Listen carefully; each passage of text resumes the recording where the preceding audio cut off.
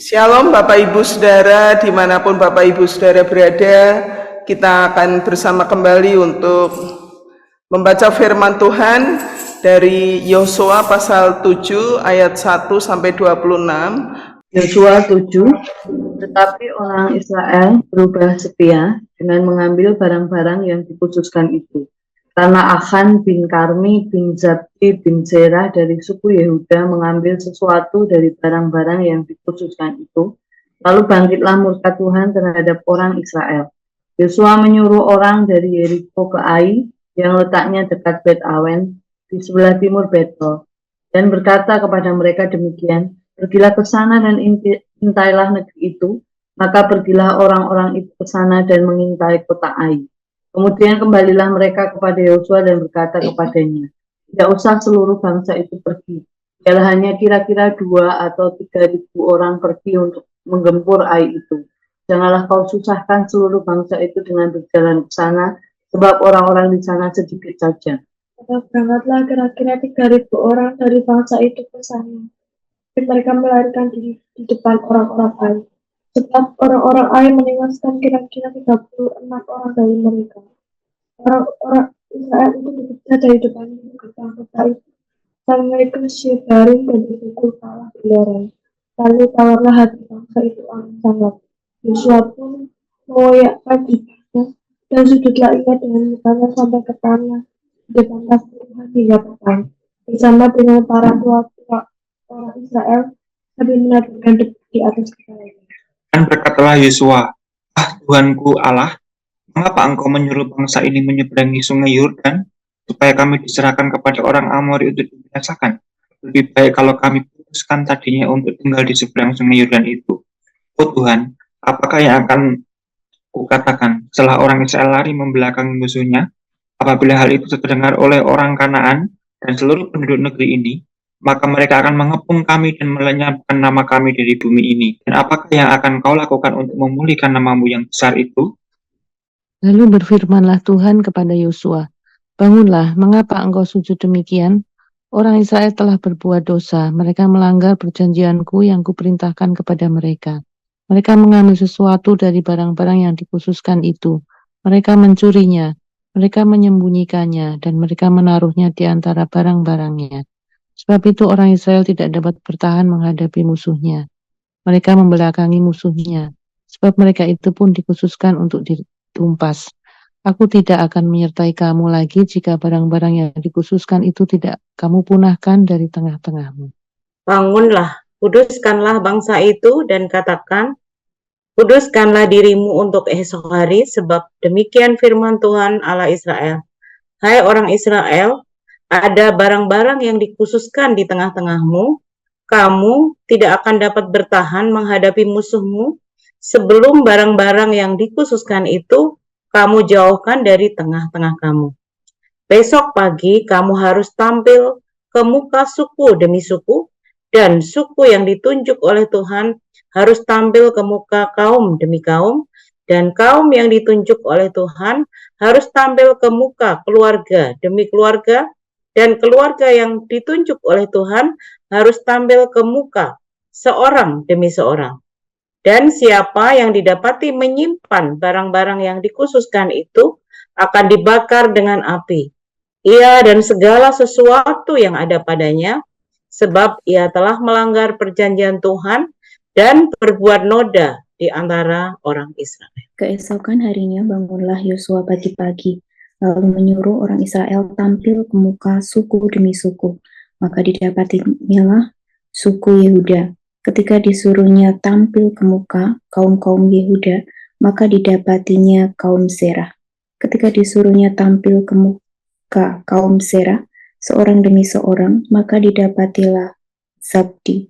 Ketika disuruhnya keluarga orang itu tampil ke muka seorang demi seorang, maka didapatilah Achan bin Karmi bin Zabdi bin Zerah dari suku Yehuda. Berkatalah Yosua kepada Achan, anakku, hormatilah Tuhan, Allah Israel, dan mengakulah di hadapannya.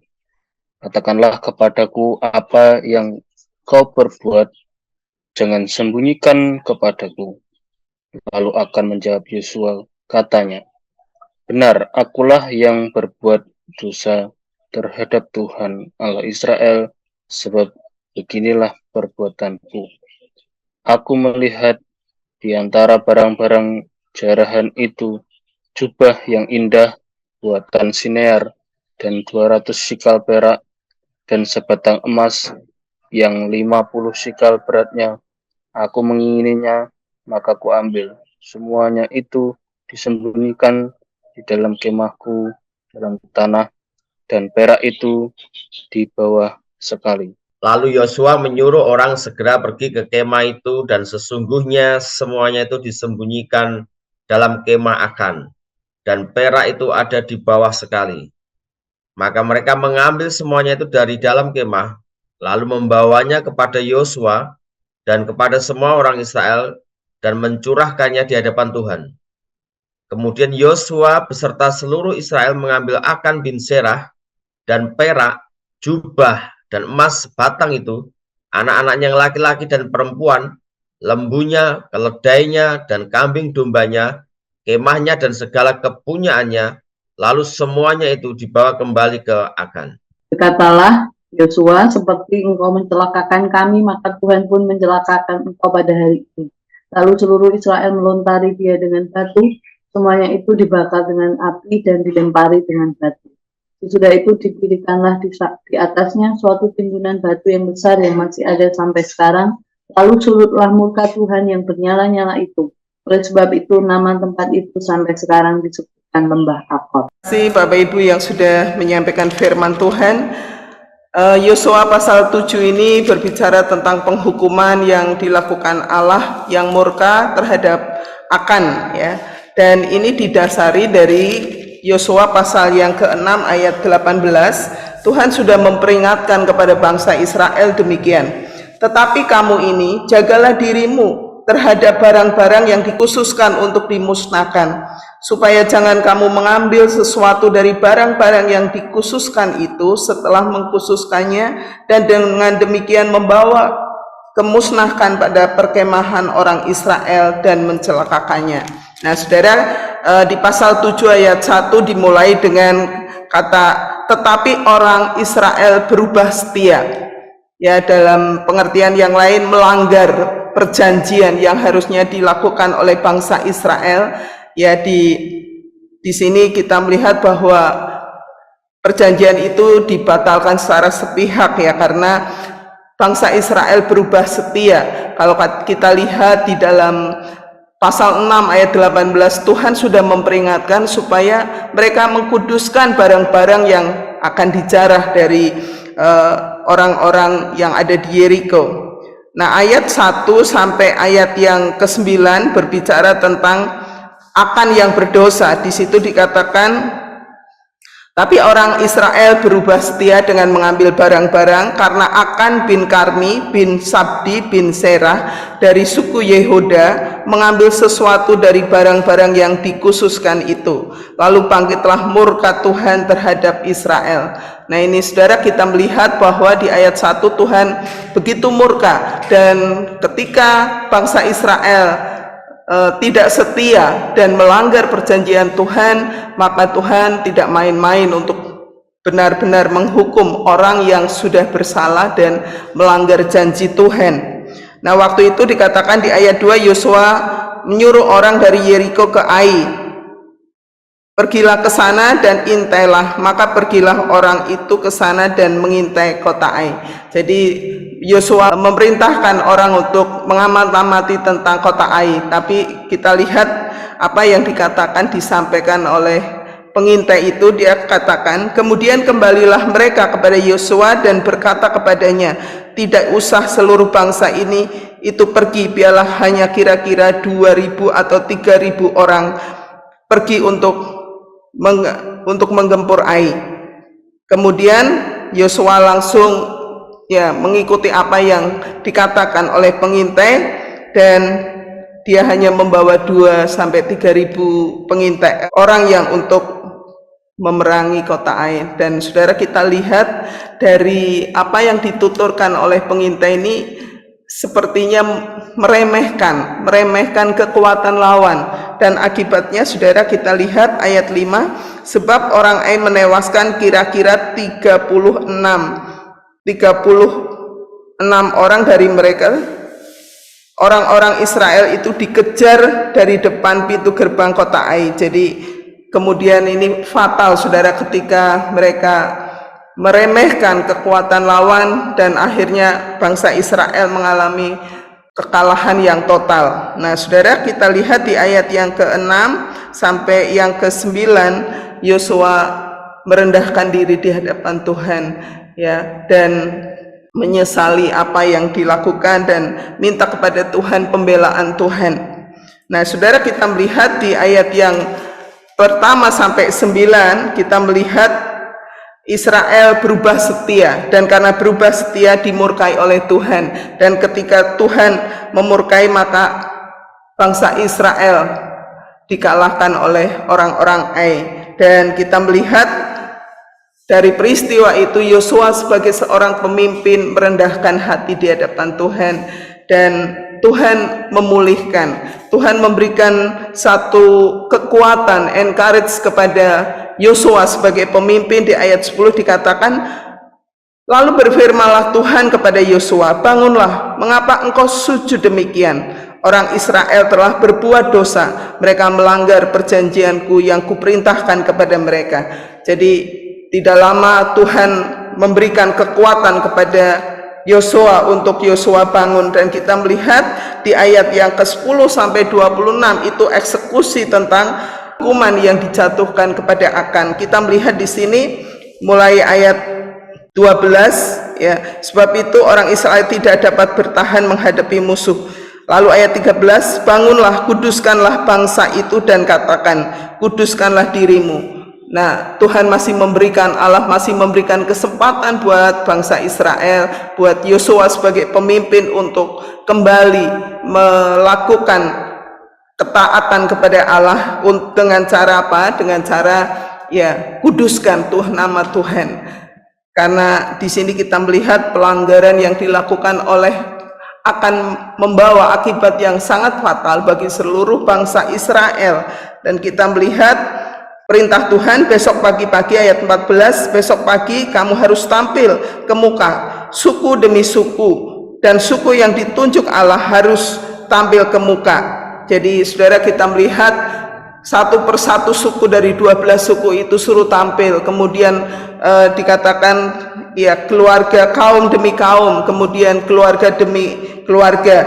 Dan ayat 16, Yosua mentaati apa yang dikatakan oleh firman Allah, yaitu bangun dan menyuruh orang Israel tampil. Dan kemudian ayat 17 dikatakan ya ketika disuruh untuk tampil kaum demi kaum didapati kaum Serah, dari kaum Serah kemudian seorang demi seorang didapati Sabdi, dan ketika disuruh keluarga itu tampil ke muka seorang demi seorang maka didapati Akan bin Karmi.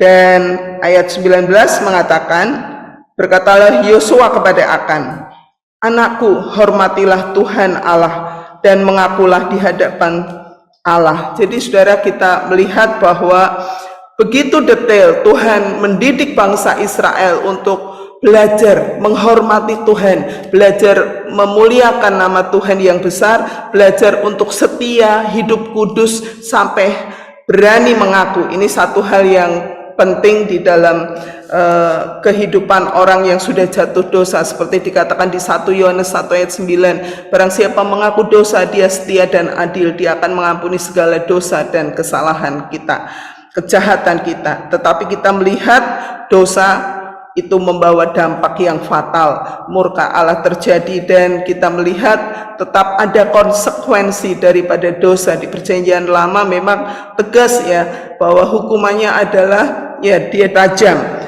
Lalu akhirnya Yosua mengatakan kepada Akan, dan Akan mengaku, ya ini dosa ini dimulai dengan dia melihat sesuatu, kemudian ada keinginan hati, kemudian benar-benar dia mencuri, bahkan dia melakukan satu tindakan yang fatal, dia mencuri barang-barang emas yang harusnya dipersembahkan untuk Tuhan, tapi justru sebaliknya untuk kepentingan diri sendiri. Aku melihat di antara bangsa barang-barang jaran itu jubah yang indah, buatan Sinear, dan 200 sikal perak, sebatang emas yang 50 sikal beratnya. Aku mengingininya, maka ku ambil semuanya, ku sembunyikan dalam kemahku dalam tanah dan perak di bawah sekali. Jadi ini saudara, ketika dosa mengintip, ya kita perlu harus waspada, karena kita tahu ketika kita tidak mendengar suara Tuhan dan melakukan sesuai keinginan hati, keinginan mata, bisa membuat jadi fatal.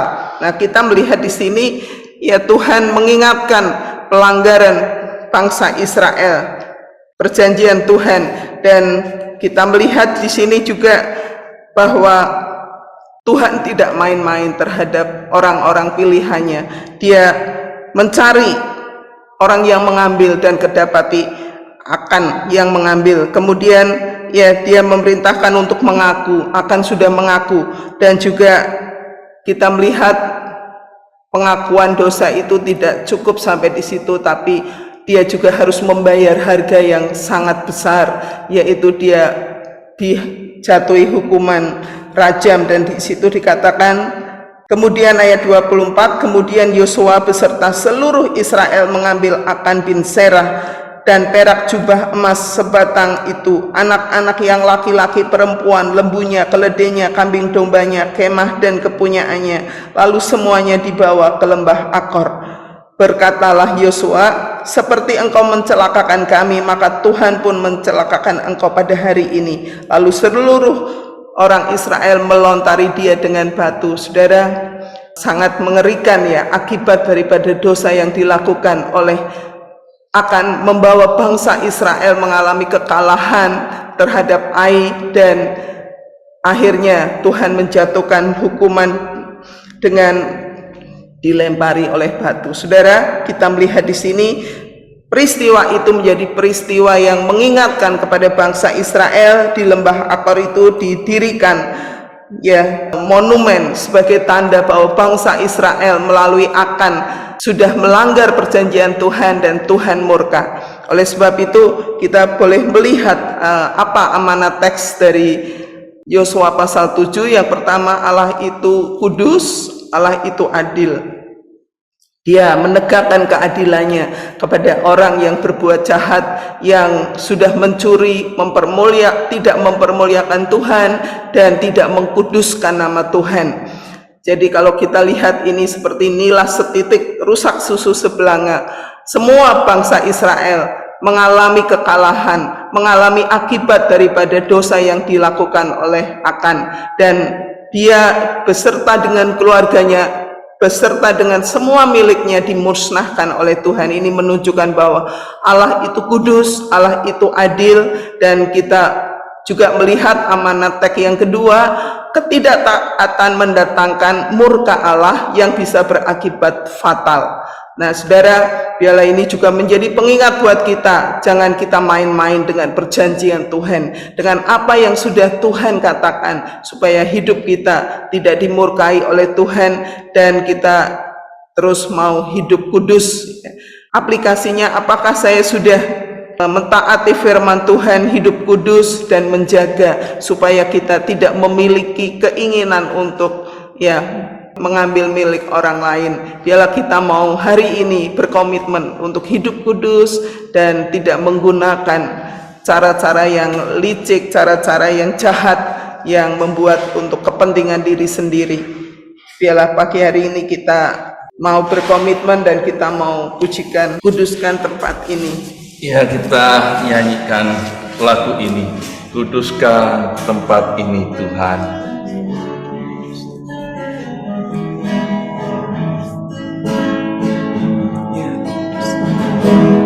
Kuduskan tempat ini untuk kami berdoa.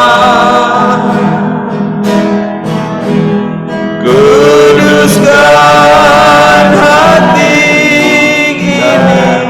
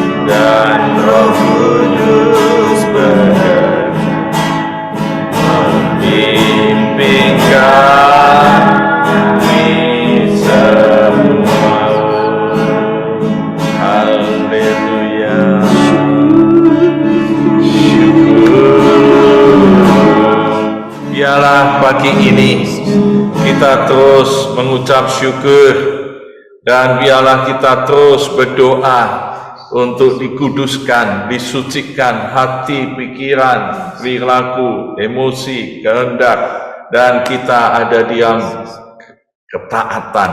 Kita bersyukur dan berdoa bersama-sama. Tuhan, terima kasih, terima kasih, terima kasih. Kami mengucap syukur Tuhan, di dalam Yesus Kristus kami sudah disucikan, sudah dikuduskan di dalam Yesus Kristus. Darah Yesus menyucikan hati, menyucikan pikiran, perilaku, perkataan, tindakan di dalam Yesus Kristus. Tuhan, biarlah kami terus mau taat, mau hidup yang kudus, mau ada diam Yesus dengan menyenangkan hati Tuhan. Terima kasih Tuhan, terima kasih di dalam nama Tuhan Yesus.